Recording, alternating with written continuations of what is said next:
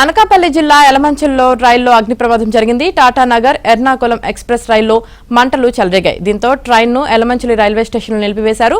వెంటనే ట్రైన్ నుంచి దిగి ప్రయాణికులు భయంతో పరుగులు పెట్టారు.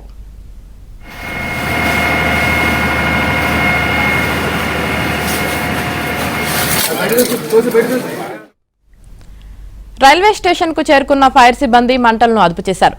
B1, M2 బోగీలు పూర్తిగా దగ్ధమయ్యాయి. B1 బోగీలో ఓ మృతదేహాన్ని గుర్తించారు. అటు ఈ ఘటనతో పలు రైళ్ల రాకపోకలు నిలిచిపోయాయి. జిల్లా అగ్నిమాపక అధికారి నా పేరు ఆర్ వెంకటరమణ సార్. మాకు 1:05 యలమంచిలి రైల్వే స్టేషన్లో ఒక ట్రైన్ నందు ఏసీ బోగిలో మంటలు వ్యాపించడం చేయడం జరిగింది.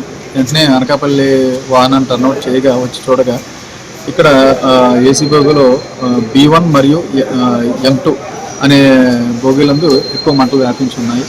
వెంటనే ఇది కొద్ది పెద్ద ఫైర్ అని చెప్పని నక్కపల్లి అగ్నిమాపక వాహనము మరియు అనకాపల్లి నుంచి 2 వాహనాలని వేగంగా రప్పించి మంటలు పూర్తిగా అదుపు చేయడం జరిగింది. ఈ అగ్ని ప్రమాదంలో ప్రయాణిస్తున్న పాసెంజర్లకు ఎవరికి కూడా ఏమీ అవ్వలేదు. అందరూ హ్యాపీగానే క్షేమంగానే ఉన్నారు.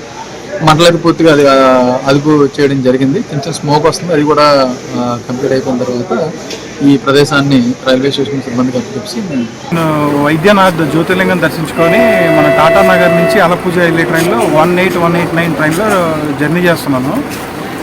నేను టాటానగర్లో బోర్డ్ అయ్యాను. సో మేము అందరం వచ్చే టైంలో ఈ ఫైర్ అనేది జరగడం జరిగింది. నైట్ ఆల్మోస్ట్ ట్రైన్ ఇక్కడికి వచ్చేసరికి మేము మంచి నిద్రలో ఉన్నాము. 12:45 ఆ టైం, ఆ ప్రాంతంలో ఆకలగ్గాయ అని చెప్పేసి అందరూ ఒకళ్ళ మీద ఒకళ్ళు పడిపోయి డోర్లో నుంచి బయటకు రావడం కోసం కొట్టుకుంటున్నారు. నేను అప్పుడే వెంటనే లేచి చూశాను.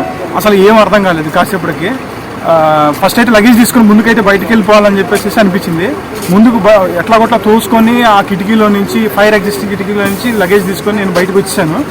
వచ్చేసిన తర్వాత చూస్తుంటే B1, M2 బోగీస్ రెండిట్లో నుంచి పెద్దగా పొగలు, అసలు మనం ఏం మాట్లాడలేకుండా ఏం చూడకుండా ఉండిపోయిందనమాట.